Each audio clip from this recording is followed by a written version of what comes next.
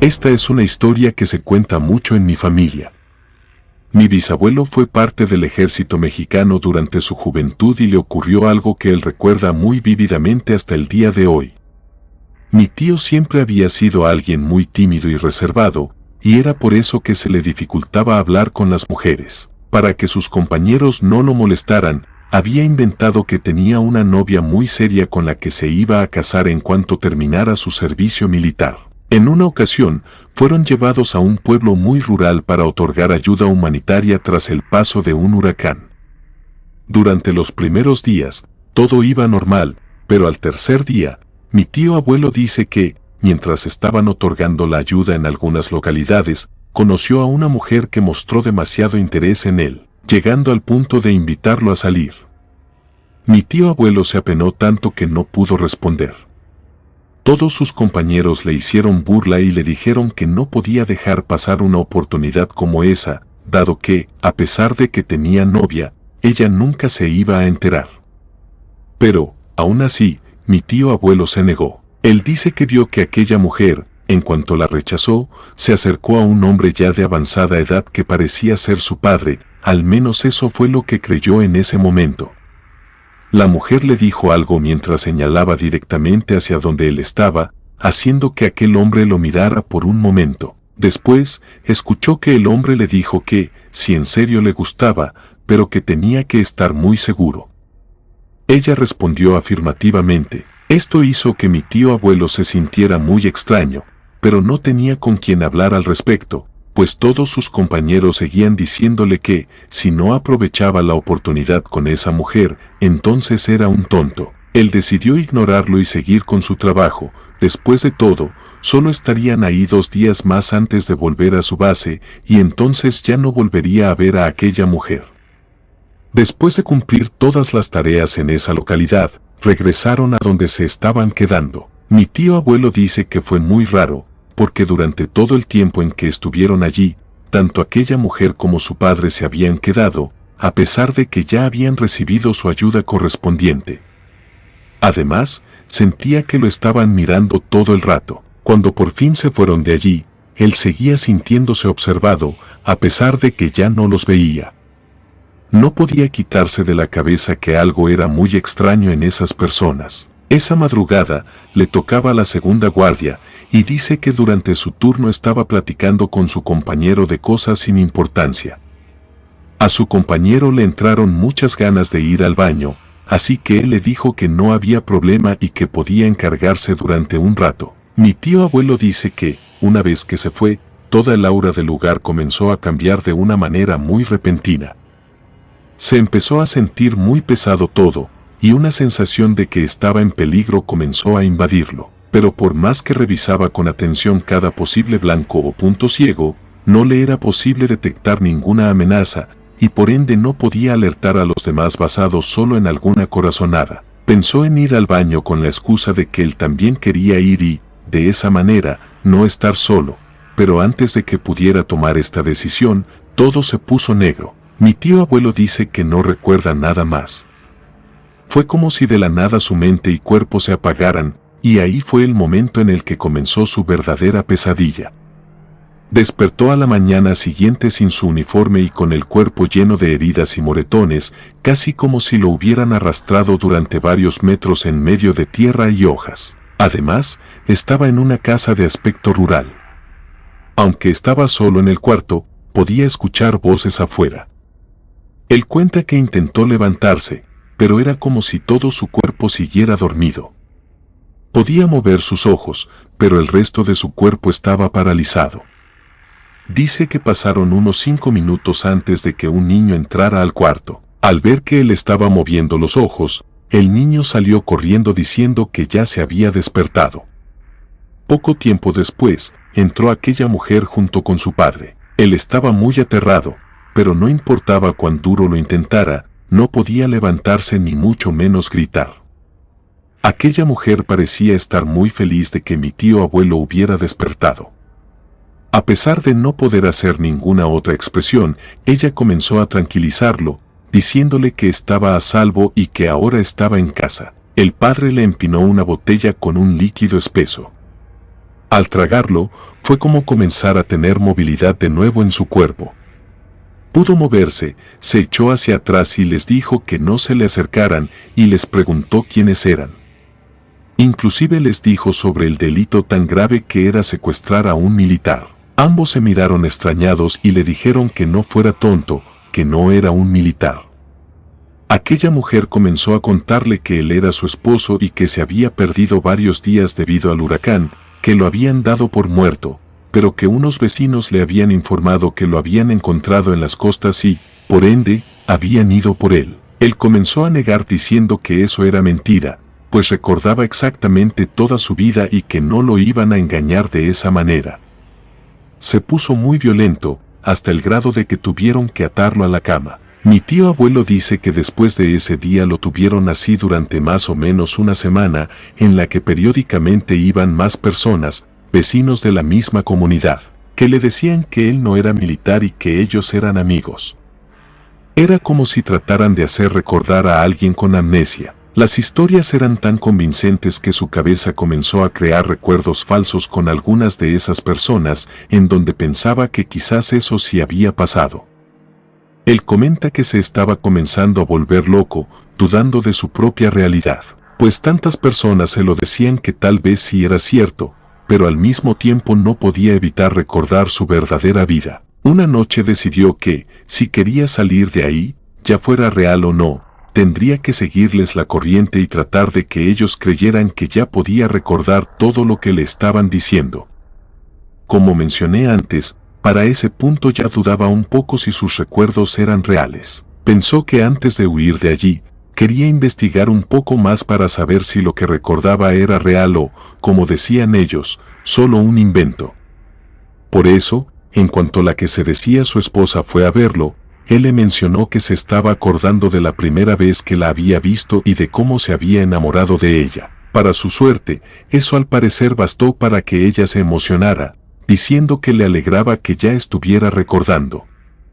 Él logró convencerla de que quería dar una vuelta por el pueblo, pues creía que quizás de esa manera podría empezar a familiarizarse con todo. Si era real lo que aquella mujer decía, empezaría a recordar cosas, pero si no, también comenzaría a darse cuenta de que lo que él creía saber era la verdad absoluta. Mi tío abuelo dice que fueron a dar una vuelta por los alrededores, pero acompañados por el padre de esa mujer y el niño, el cual afirmaban que era su hijo. Pero, a decir verdad, ese niño no solo no se parecía a él, sino que además no le dirigía mucho la palabra. Trataba de evitarlo, y siempre que veía que lo volteaba a ver, abrazaba a su mamá o a su abuelo, como si le tuviera miedo. Mientras más avanzaba por el pueblo en el que su esposa aseguraba que había vivido prácticamente toda su vida, más seguro estaba de que no pertenecía a ese lugar. No podía recordar ni la más mínima cosa, eso sin mencionar que no se sentía para nada atraído hacia aquella mujer. Él decía que no estaba del todo seguro de cómo salir de allí.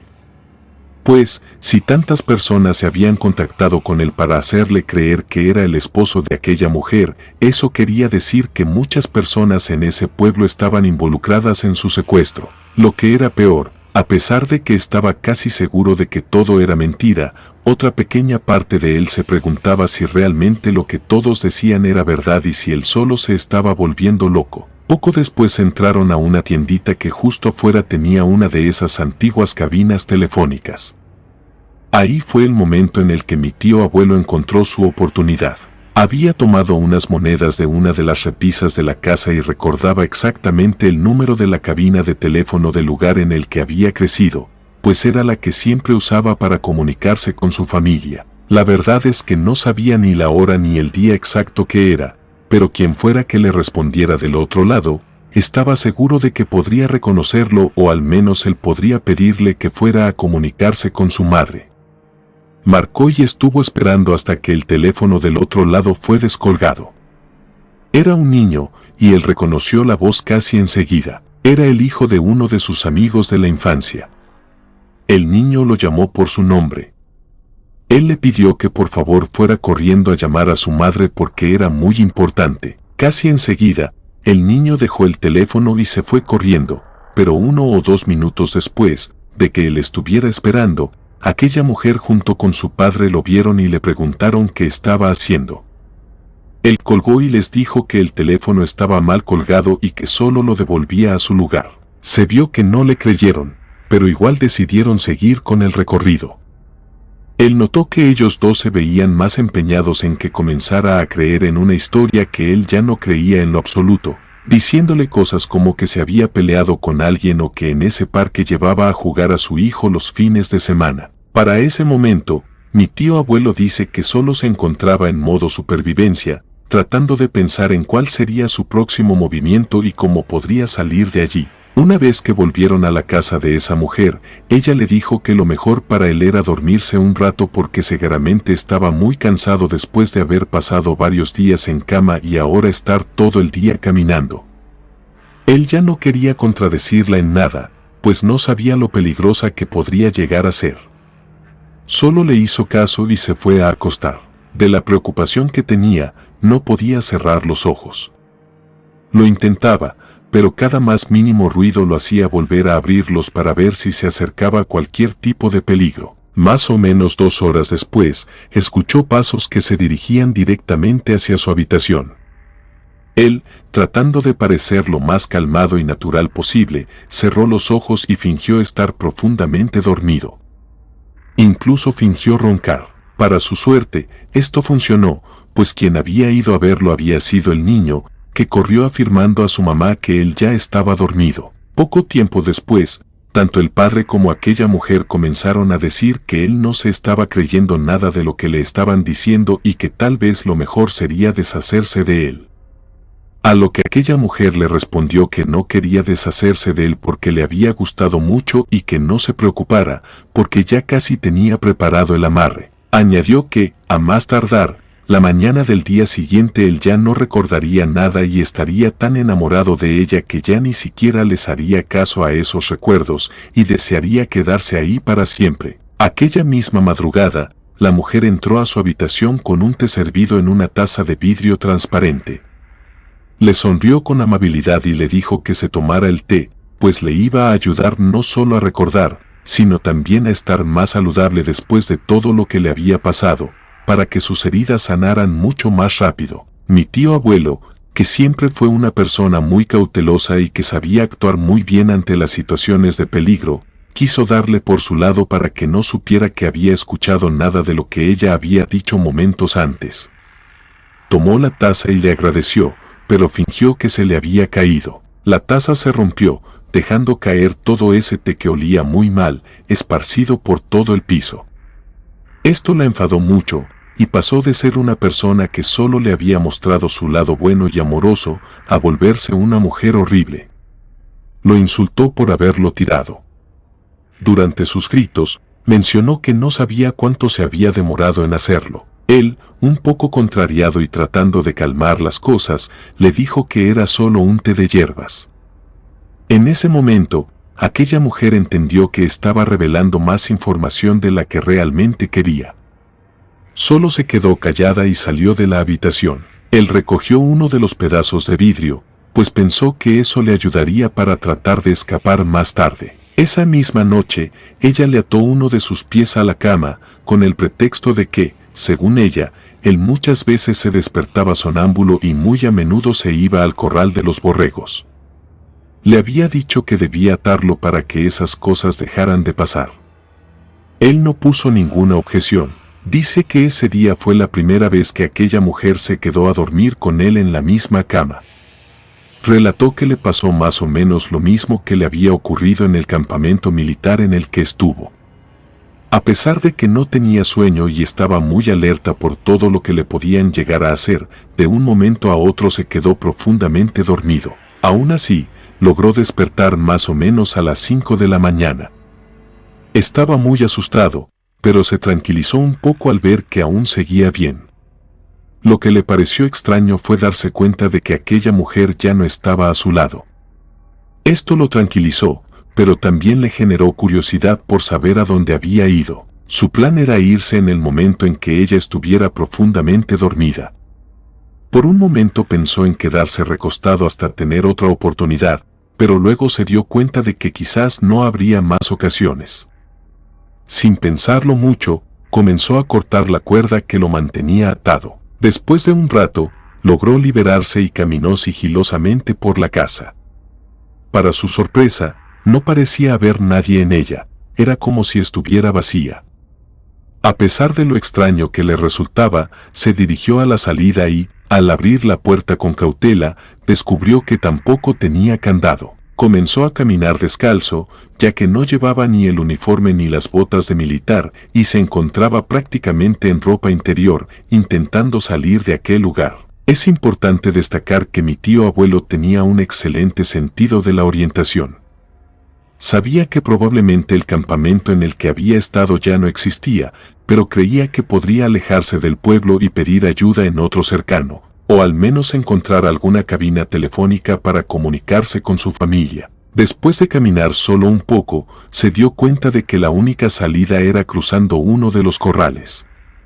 Para su horror, vio una fogata, lo que significaba que probablemente allí estaban aquella mujer, su padre y su hijo. Sabía que no tendría otra oportunidad. Sus pies estaban llenos de tierra, y si lo atrapaban, se darían cuenta de que había intentado escapar, armado solo con un pedazo de madera que había encontrado tirado. Comenzó a caminar lentamente hacia la salida. Mientras más se acercaba, logró ver a las 3 siluetas de la familia que lo había secuestrado, pero estaban de espaldas. Ya solo le faltaban unos pocos metros para salir, cuando el niño volteó a verlo. En ese instante, él se asustó al ver el rostro del pequeño. Su cara estaba totalmente deforme. Lo peor fue que tanto la madre como su abuelo estaban exactamente igual, sus caras estaban deformadas. Todo sentido racional se perdió y ya no le importó ser visto. Lo único que hizo fue echarse a correr. Ni siquiera recuerda cómo brincó la cerca que rodeaba la propiedad. Escuchaba cómo lo perseguían, pero no gritaban como seres humanos. Uno de ellos, el padre, logró sujetarlo del tobillo y lo tiró, pero con el madero que tenía en las manos logró golpearlo en la cabeza y hacer que lo soltara. Sin embargo, le quedó una fuerte mordida. Justo en el momento en que comenzó a amanecer, logró salir de ese pueblo y entrar al pueblo vecino. Algunas personas lo vieron y lo auxiliaron, preguntándole qué había sucedido.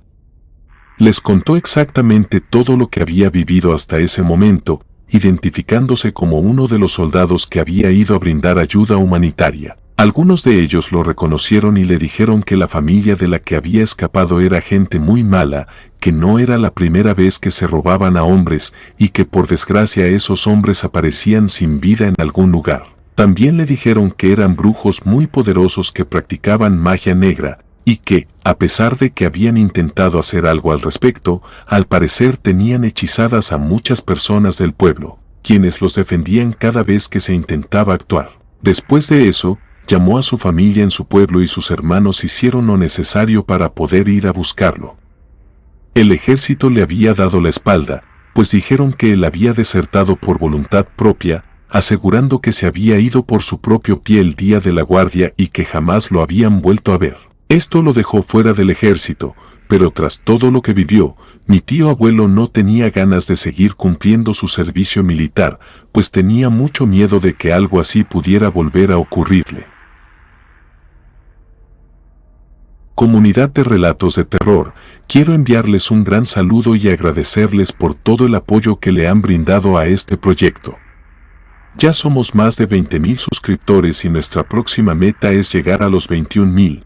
Gracias por todo su apoyo. Si te gustó este relato, suscríbete activando la campanita de notificaciones, de esta manera estarías apoyando nuestro proyecto. Gracias por escucharnos. Relato escrito y adaptado por Lisa Hernández.